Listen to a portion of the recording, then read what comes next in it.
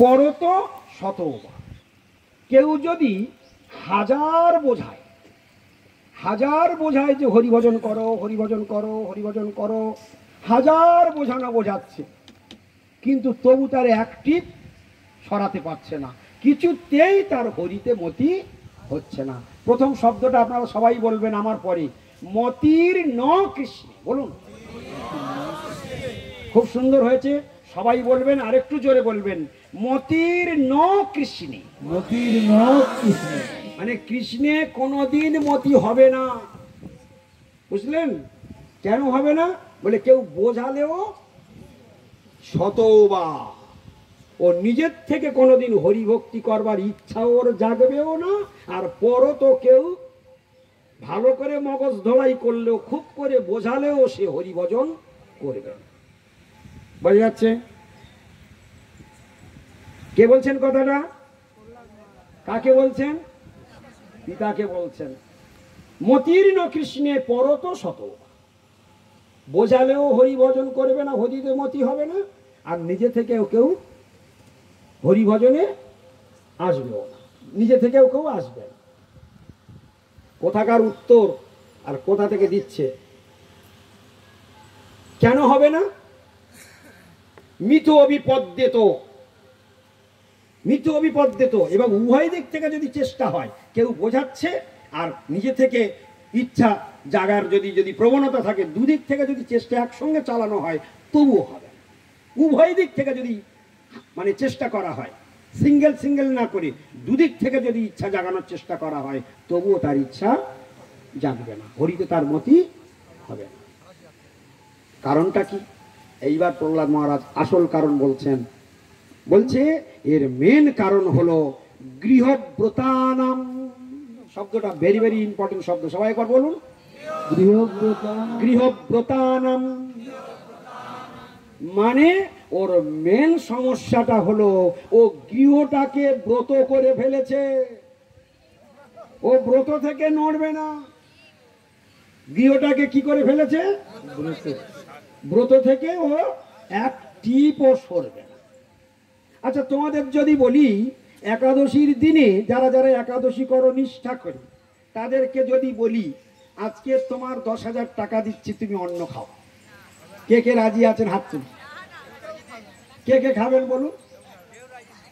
কেন রাজি না? 10,000 টাকা কি কম ভাই বলো? কতদিন লাগবে এটা রোজগার করতে? হ্যাঁ, তুমি কি ব্রত থেকে সরবে? তোমার ব্রত টাকার লোভে কি তুমি ব্রত থেকে সরে আসবে? তুমি যেমন তোমার ব্রত থেকে সরতে রাজি নাও, কারণ তোমার ব্রত করছো, তোমার একটা ওর পিছনে একটা লক্ষ্য আছে, এই ব্রত করলে আমি ভগবানকে পাবো, ভগবানের কৃপা লাভ করতে পারবো, আমি প্রেম লাভ করতে পারবো, তাই জন্য আমি একাদশী ব্রত করি। বিতাই গৌর প্রেমানন্দে হরি হরি বল। ওর লক্ষ্য আছে, ও গৃহব্রত করে বসে আছে, ওর পিছনে ওর একটা লক্ষ্য আছে। তুমি যেমন একাদশী ব্রত করছো কিছু পাবো বলে, ও গৃহটাকে ব্রত করে বসে আছে, ও কিছু একটা পাবে বলে, ও সে জায়গা থেকে নড়বে না। হ্যাঁ, গৃহব্রত আনা কেন? গৃহটাকে ব্রত করে বসে রয়েছে, ওখানে কি আছে? বলছে একটাই ওর আশা আছে, ওই গৃহে ও থাকবে, আর কি করবে? অদান্ত গোভী, অদান্ত গোভী, সবাই বলুন, অদান্ত গোভী। অদান্ত গোভী মানে, অদান্ত মানে অসংযত, আর গোভী মানে হলো ইন্দ্রিয়। অদান্ত গোভী মানে অসংযত ইন্দ্রিয়। আমাদের কতগুলো ইন্দ্রিয় আছে? কটি ইন্দ্রিয় আছে? পিছন থেকে বলুন, হাত তুলে জোরে। হ্যাঁ, 11টা বলছে, ভুলভাল বলছে না, ঠিক করে বলো কটা?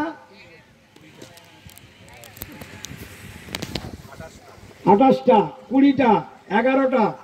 আর কার কি আছে? এখন 1, 2, 3, 4, 5 সব পড়ে আছে। 5টা ইন্দ্রিয়। কটা? 5টা ইন্দ্রিয়, 10টা ইন্দ্রিয়। হ্যাঁ, আমি বল সংখ্যাগুলো আসে না কেন?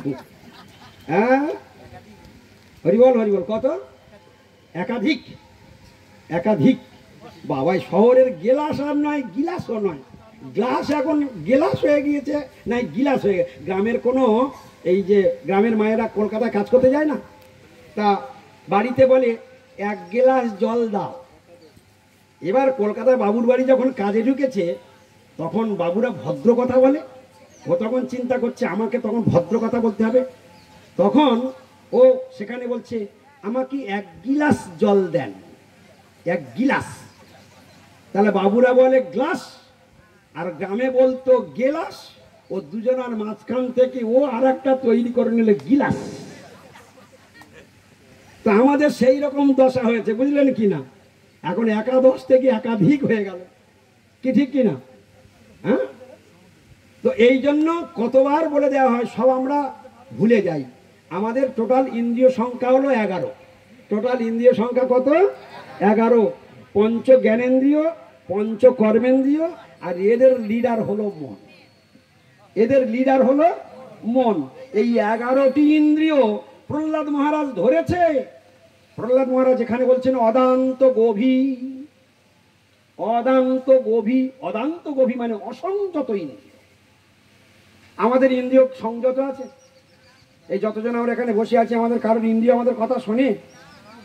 ইন্দ্রিয় যা বলে আমার ঘাড় হ্যাঁট করে সেই কাজ করতে হবে, কি ঠিক কিনা?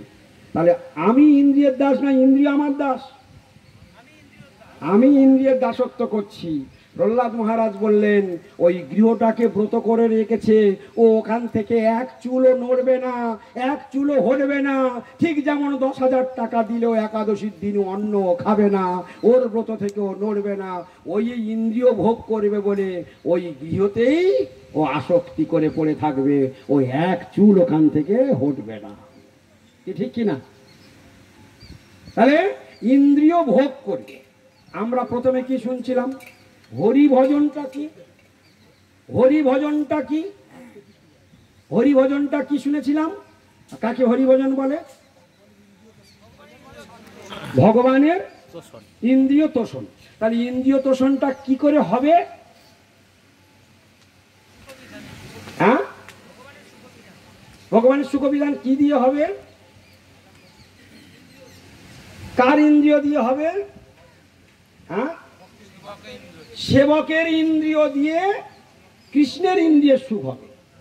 সেবকের ইন্দ্রিয়, আমাদের 11টি ইন্দ্রিয় আছে, আবার গোবিন্দেরও 11টি ইন্দ্রিয় আছে। তাহলে আমাদের ইন্দ্রিয় দিয়ে গোবিন্দের ইন্দ্রিয়ের সুখ বিধান যে করবে তার হরিভজন হচ্ছে, তার হরিতোষণ হচ্ছে। বোঝা গেল?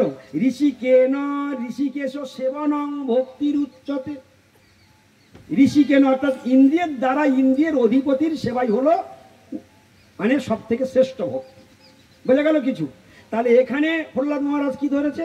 ওই অদান্ত গভীর অসংযত ইন্দ্রিয়, নিজের ভোগে পাগল, সেই ইন্দ্রিয় কি করে গোবিন্দ সেবায় ও নিয়ে যাবে? পয়েন্ট বুঝতে পেরেছেন? ভক্তিটা কোথায়? প্রথমে আমরা শুনি নাই যে ইন্দ্রিয় দিয়ে ইন্দ্রিয়ের অধিপতির সেবা। তাহলে আমার ইন্দ্রিয়গুলো যদি আমি ভোগে ব্যস্ত রেখে দিই, তাহলে সেই ইন্দ্রিয়গুলো গোবিন্দের সেবায় যাবে? ও পেয়ারা পেলে, মানে ট্রেনে আসছিল, ডাঁসা ডাঁসা পেয়ারা উঠেছে, ডাঁসা ডাঁসা পেয়ারা, হ্যাঁ, 20 টাকাতে 4টে, একদম দেখার মতো। পট করে বললে দাদা একটা দাও তো কেটে। দিয়েই মাত্র যেই দিয়েছে নুন দিয়ে কেটে দিয়ে গপ করে মেরে দিয়ে, কি ঠিক কিনা? সঙ্গে সঙ্গে কামড় লাগিয়ে দিয়েছে। আচ্ছা, ট্রেনের মধ্যে ওর পাশে একটা সাধু বসেছিল, বলি আরে এত সুন্দর পেয়ারা ভগবানের জন্য, তো ভগবানের জন্য কিনে নিয়ে আর ব্যাগের মধ্যে ঢুকিয়ে রেখে দিল, গোবিন্দের ভোগ দিতে হবে। গৌর প্রেমানন্দে হরি হরি বল। এখানে দুটো জিনিস, একই পেয়ারা দুজনে কিনলো, দুজনার ফল একই হবে তো? হ্যাঁ, দুজনার ফল একই হবে তো? হরে কৃষ্ণ। দুজনার ফল একই নয়। তার একজনের কৃষ্ণের ইন্দ্রিয় তোষণ হবে, এত সুন্দর পেয়ারা, কৃষ্ণের জিহ্বার অর্থাৎ কৃষ্ণের রসনার তৃপ্তি হবে। ভগবানের এত সুন্দর জিনিসটা, তিনি তো সুন্দরেরও সুন্দর, তাই এত সুন্দর জিনিসটা একমাত্র তার সেবায় লাগানো উচিত। আর ও কি করলো? মূর্খ, জানে না, নিজে পেয়েই ভগবানের যেটা সম্পদ সেটা নিজেই খেয়ে নিল, ও চুরি করে খেয়ে নিল, ওর পাপে নরক যেতে হবে। আরে ভগবানকে ভোগ লাগিয়ে প্রসাদ পাবে, সেই জিহ্বাতে দেবে। এ বেটা ধত্তকটা মার পিরেক, হ্যাঁ, সঙ্গে সঙ্গে পেয়ে সঙ্গে সঙ্গে মেরে দিল। ও কি করবে? ও ভগবানে ভোগ নিবেদন করবে, ভগবান প্রসাদ দেবে, ভগবানের প্রসাদ পেয়ে নিজের জীবনের যত পাপ রাশি আছে ধ্বংস করে দেবে। নিতাই গৌর প্রেমানন্দে হরি হরি বল। তাহলে কৃষ্ণের ইন্দ্রিয় তোষণ হলো, কিন্তু আমাদের ইন্দ্রিয় তোষণ যদি আমরা করি, সেইখানেই ওই গৃহব্রত করে রেখেছে, ইন্দ্রিয় তোষণ করছে, এই জন্য তার মঙ্গল আর কোনো কালে হবে না। আমরা এই জন্য এই ইন্দ্রিয়কে বশ করে এত সহজ কথা নয়। অদন্ত গভীর গৃহব্রতানাম, গৃহব্রত আমরা কি ব্রতধারী? গৃহব্রতধারী। আর আমাদের কাছে কি আছে? অসংযত ইন্দ্রিয়। তাহলে এই দুটো জায়গা থেকে আমরা যদি বের হতে না পারি, তার কৃষ্ণে মতি হবে? হ্যাঁ পিতা, আপনি বলছেন কে তোর মতি করালো? তাহলে মতি কার হবে? যে গৃহব্রতধারী তার কোনোদিন কৃষ্ণে মতি হয় না। প্রহ্লাদ মহারাজের বক্তব্য কি? যে গৃহব্রতধারী তার কখনো কৃষ্ণে মতি হতে পারে না। যে অসংযত ইন্দ্রিয়ের দাসত্ব করছে তার কখনো কৃষ্ণে মতি হতে পারে না।